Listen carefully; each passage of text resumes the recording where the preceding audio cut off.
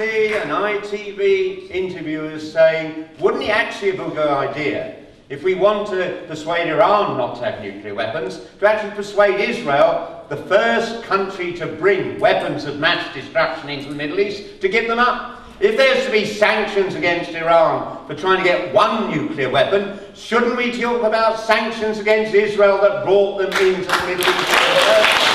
And why are we surprised? Why are we surprised that other nations want nuclear weapons when somebody else is actually sitting there on a stockpile big enough to virtually liquidate the vast majority of the population of the Middle East? It's these double standards that fuel the anger that leads to suicide bombers. It's these double standards that drive young men to take their own lives and to take other lives. And as long as the West continues to practice these double standards, we will see that continuing violence.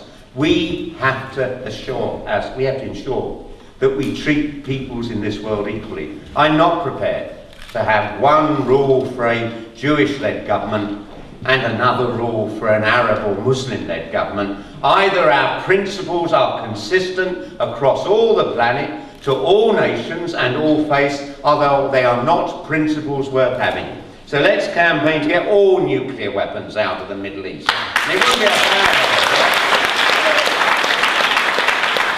Given the state we're in after we have to bail out the damn bankers, it might be a good idea to get rid of our own as one of the real cuts in public spending I would like to see, because they're planning on buying more nuclear weapons that cost about £70 billion.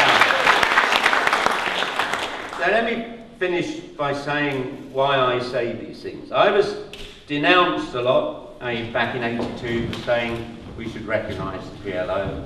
I was denounced a few years ago for welcoming Sheikh Qaradawi to London. You would have seen that debate, it rolled on, and it's this attempt to demonise anyone who won't denounce the Palestinians when they practice their own defence. And that's the simple reality of it. Qaradawi called for peoples across the world to give blood when you had 9/11, blood to help the victims.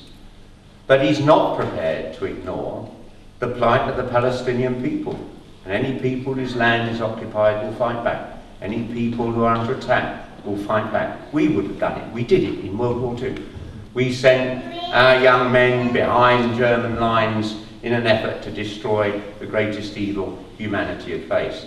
And we can't deny to the Palestinian people, it's a waste of our breath, tell Palestinian people they shouldn't resist when they're denied their land, they're denied the right to create a modern economy, they're denied the right to travel freely, denied the right to actually have a government to represent them. And so I make it absolutely clear, there is a clear choice. I was not prepared to ignore difficult and controversial issues while I was mayor.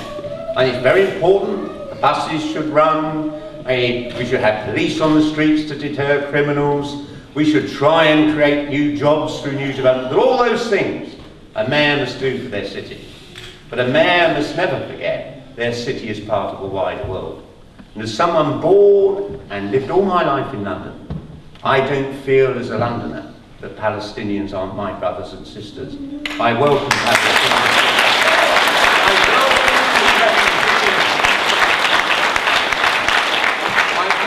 Palestinians to this city as refugees. I want one day to be a mayor of London who can welcome to this city the Palestinian representatives of a Palestinian government freely elected by the people of Palestine and free from the occupation that has disfigured the politics of this planet for over half a century, and I believe is a crime against humanity.